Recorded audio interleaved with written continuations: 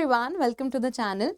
आज मैं बहुत एक्साइटेड हूँ बिकॉज एक लंबा सफ़र तय करके हम अपनी फाइनल क्लास पर पहुँच चुके हैं of Indian society. In classes में हमने ये पूरा सिलेबस कवर कर लिया है और आज हम अपना वेरी लास्ट टॉपिक रीजनलिज्म पढ़ने वाले हैं। अब आप कह रहे होंगे कि इसमें तो लास्ट टॉपिक सेक्युलरिज्म है। सही है, पर सेक्युलरिज्म को हमने कम्युनलिज्म के बाद में ही पढ़ लिया था। तो आज हमारा फाइनल टॉपिक है रीजनलिज्म का, जिसको लेकर हम डिस्कशन करने वाले हैं। इन सबसे रिलेटेड पीडीएफ्स भी आपको अवेलेबल है इस टेलीग्राम चैनल पर। एक प्लेलिस्ट बनी हुई है इंडियन सोसाइटी इन 15 डेज के लिए, जिसमें आप स्क्रैच से एडवांस लेवल तक इंडियन सोसाइटी को कवर कर सकते हैं। तो make sure to watch that playlist अगर आपके बैकलॉग्स हैं तो। अगर आप रेगुलर स्टूडेंट ही हैं तो बहुत ही अच्छी बात है कि आपका इंडियन सोसाइटी प्रिपेयर हो चुका है। अब रहा सवाल PYQs का, तो वो भी हम करेंगे आने वाले कुछ दिनों में ही। तो ये जो क्लास है इसके बाद आप मेक श्योर कीजिए कि आप रिवाइज करें, ताकि PYQ का डिस्कशन जब भी हमारा होगा तो उन क्लासेस में आप अपनी साइड से भी इनपुट ऑफर कर पाएंगे। आप एक बेटर पोजीशन पे होंगे टू ब्रेनस्टॉर्म कि सही आंसर क्या होना चाहिए। चलिए अब हम अपने टॉपिक पर आते हैं, जिसमें हम डिस्कस कर रहे हैं रीजनलिज्म। रीजनलिज्म अगर मैं बहुत आसान भाषा में आपको समझाऊं तो अपने रीजन या अपने क्षेत्र से लगाव को रीजनलिज्म कहते हैं। पर अब आपको लग रहा होगा कि इसमें प्रॉब्लम क्या है, क्योंकि हर किसी को अपने रीजन से अफेक्शन तो होता ही है। जैसे मैं इंदौर से हूं तो मुझे अफेक्शन है इंदौर से। सिमिलरली आपको भी आपके रीजन से लगाव होगा ही। तो ये अपने आप में एक प्रॉब्लम नहीं है, पर अगर हमारा रीजन से लगाव हमारे देश के लगाव से बढ़कर हो जाए और हमें ऐसा लगे कि हमारा रीजन ग्रो करना चाहिए भले ही देश का कुछ भी हो रहा हो, तो वो अपने आप में प्रॉब्लम है। तो रीजनलिज्म की अगर हम बात करें तो वो एक ऐसा टर्म है जो वैल्यू न्यूट्रल है। ये पॉजिटिव भी हो सकता है, ये नेगेटिव भी हो सकता है। ये अपने आप में कोई बुरा टर्म नहीं है। तो इसका डेफिनेशन देखो, रीजनलिज्म एक ऐसी आइडियोलॉजी है, पेन का कलर चेंज कर लेती हूँ मैं। रीजनलिज्म एक ऐसी आइडियोलॉजी है जिसके चलते जो एक रीजन को बिलोंग करते हैं उन लोगों को एक कॉमन आइडेंटिटी फील होती है। एक क्षेत्र के लोगों को आपस में एक कनेक्शन, एक अपनापन फील होता है। ये किसी भी वजह से हो सकता है, सिमिलर कल्चर, भाषा, रिलीजन एटसेट्रा। बस एक क्षेत्र से आपको अफेक्शन होता है। जैसा कि मैंने कहा, रीजनलिज्म पॉजिटिव भी होता है और नेगेटिव भी होता है। आपको अपने क्षेत्र से लगाव है तो आप उसको ग्रो होता हुआ देखेंगे, आप उसकी तरक्की में कंट्रीब्यूट करेंगे, उसके कल्चर को प्रिजर्व करने की कोशिश करेंगे। तो ये पॉजिटिव रीजनलिज्म है। नेगेटिव रीजनलिज्म में आपको लगता है कि आपका ही क्षेत्र ग्रो होना चाहिए, बाकी के क्षेत्र या बाकी का नेशन आपके लिए इतना मायने नहीं रखता है। उसके चलते आप हिंसा जैसी चीजें भी कर लेते हैं, आप देश का अहित भी सोच लेते हैं। इस तरह के रीजनलिज्म को प्रॉब्लमैटिक कहा जाता है। तो पॉजिटिव रीजनलिज्म एक ब्रदरहुड और वननेस की फीलिंग देता है। जो लोग एक ही रीजन से हैं उनको एक एकता वाली फीलिंग आती है। ये एक पर्टिकुलर रीजन का इंटरेस्ट प्रोटेक्ट करने की बात करता है। तो अगर कुछ खामियां हैं डेवलपमेंट में तो ये लोग हाईलाइट कर देते हैं। वेलफेयर और डेवलपमेंट प्रमोट करता है और उस रीजन का आर्ट और कल्चर भी फ्लरिश होता है। पॉजिटिव रीजनलिज्म में ये आता है। नेगेटिव रीजनलिज्म देख लेते हैं। नेगेटिव रीजनलिज्म में जब आपको एक्सेसिव अटैचमेंट है अपने रीजन से, सो मच सो कि आप नेशनल इंटरेस्ट को बिलो रखने लग जाते हैं, वो प्रॉब्लम है। रीजनलिज्म जो है उसके चलते यूनिटी एंड इंटेग्रिटी पर भी खतरा हो सकता है, again a crisis. Anti national activities भी हो सकती हैं रीजनलिज्म के कारण। आपको लगता है कि आपका रीजन अलग से एक देश बनना चाहिए और आपने शुरुआत कर दी अलग से देश बनाने की, तो एंटी नेशनल एक्टिविटीज भी हो सकती हैं। रीजनलिज्म के नाम पे वोट बैंक पॉलिटिक्स भी होते हैं, जिसमें लोगों को उकसाया जाता है। इस तरह की चीज भी रीजनलिज्म में होती है। तो नेगेटिव रीजनलिज्म एक कंसर्न है। This we have cleared. अब हम आगे बढ़ रहे हैं और हम बात कर रहे हैं टाइप्स ऑफ रीजनल मूवमेंट की, जिसके चलते हमने अलग अलग तरह की डिमांड्स देखी हैं।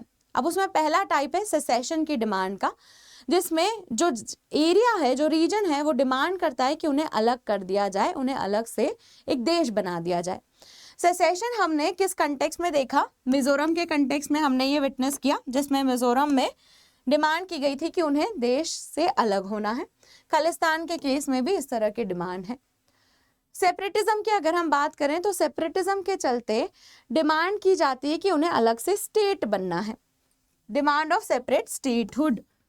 जैसे उत्तराखंड, तेलंगाना का निर्माण हुआ, ये जो है ये सेपरेटिज्म की टेंडेंसी में आता है। अगेन, हर रीजनलिज्म प्रॉब्लमैटिक हो ऐसा जरूरी नहीं है। ये रीजनलिज्म फुल स्टेटहुड की बात करता है। थर्ड टाइप ऑफ रीजनलिज्म, जिसमें जो यूनियन टेरिटरीज हैं वो मांग करती हैं कि हमें स्टेटहुड मिल जाए, हमें स्टेट का दर्जा मिल जाए, जैसे दिल्ली।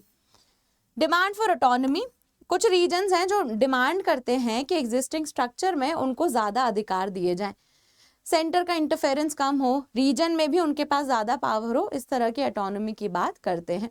तो रीजनलिज्म में हमने 4 टाइप्स देखे। सेसेशन, जिसमें देश से अलग होना है, सेपरेटिज्म जिसमें अलग स्टेट बनाना है, फुल स्टेटहुड की डिमांड जिसमें यूनियन टेरिटरी को अपना स्टेटस फुल स्टेट का करना है, और ऑटोनॉमी की डिमांड जिसमें एग्जिस्टिंग स्ट्रक्चर में ज़्यादा पावर्स की मांग की जाती है। आगे बढ़ते हैं और बात करते हैं ये रीजनलिज्म के रीजंस क्या हैं।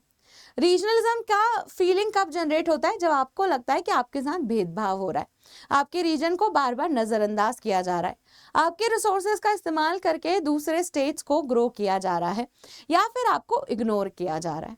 इस तरह की चीजों से रीजनलिज्म की डिमांड देखने को मिलती है। उसमें मेन सोसाइटी का कल्चर अगर आपके रीजन पर थोपा जाता है तो भी रीजनलिज्म निकल कर आता है। इनके सबके एग्जाम्पल्स हैं हमारे पास। पहला reason historical and geographical isolation, जिसके चलते ऐसे एरियाज हैं जो आइसोलेटेड से रहे हैं हिस्ट्री में या उनकी ज्योग्राफी के कारण, तो इस वजह से उन्हें ऐसा लगता है कि सेंटर हम पे ध्यान ही नहीं दे रहा, या हमें इग्नोर किया जा रहा है, या हमें लेसर सिटीजन की तरह ट्रीट किया जा रहा है, जैसे नॉर्थ ईस्ट और ट्राइब्स। दूसरा रीजन है लॉपसाइडेड डेवलपमेंट, जिसमें कुछ एरियाज बहुत ग्रो कर रहे हैं, कुछ एरियाज जो है वो बिल्कुल ग्रो नहीं कर रहे हैं। लॉपसाइडेड डेवलपमेंट से ऐसा लगता है कि हमारे रीजन को निग्लेक्ट किया जा रहा है, हमारे लोगों को वो दर्जा नहीं दिया जा रहा है। तीसरा रीजन है opposition to outsiders and son of the soil ideology, जिसमें लगता है कि आपका रीजन में लोकल्स का ही अधिकार है, बाहर के लोगों को नहीं आना चाहिए, जिसे हम एंटी माइग्रेंट मूवमेंट भी कहते हैं। इंटरनल कॉलोनियलिज्म भी रीजनलिज्म का कारण है, जिसमें एक एरिया में एक क्षेत्र के लोगों का रिसोर्सेज का इस्तेमाल करके दूसरे क्षेत्र का डेवलपमेंट होता है। इस तरह का एग्जाम्पल छोटा नागपुर प्लेट्यू वाले स्टेट्स के साथ ज़्यादा हुआ है, जैसे झारखंड, उड़ीसा रिसोर्स रिच हैं, पर इनका डेवलपमेंट इतना नहीं हुआ है as compare to Maharashtra, Gujarat. तो ये इंटरनल कॉलोनियलिज्म का एग्जाम्पल है। ये शब्द हमने पहले भी पढ़ा है, तो अगर आपने सीरीज देखी है तो you must be aware of this term. Political interest के लिए भी पॉलिटिशियंस इस बात को और हाईलाइट करते हैं और लोगों के मन में ये बात पहुंचा देते हैं कि आपका स्टेट इग्नोर किया जा रहा है। अगर किसी और स्टेट या रीजन का लैंग्वेज या कल्चर आप पर थोपा जाता है तो भी रीजनलिज्म की भावना आती है। जैसे सदर्न स्टेट्स को लगता है कि उन पर हिंदी थोपी जा रही है, तो वहां पर फिर उनके स्टेट उनको कल्चर को प्रोटेक्ट करने के लिए बहुत सारे डिमांड्स रेज होती हैं। तो ये रीजंस है रीजनलिज्म की फीलिंग होने के। अब इसको काउंटर कैसे किया जा सकता है? इसको काउंटर किया जा सकता है कोऑपरेटिव फेडरलिज्म से, जिसमें हम स्टेट्स को भी नेशन के डेवलपमेंट में क्रूशियल दर्जा दें, इम्पॉर्टेंट माने, इस तरह से डेवलप करें। उसके अलावा हम नेगोशिएशंस कर सकते हैं, उनकी बातें सुन सकते हैं जो इस तरह की डिमांड लेकर आते हैं, उनके कंसर्न्स को एड्रेस कर सकते हैं।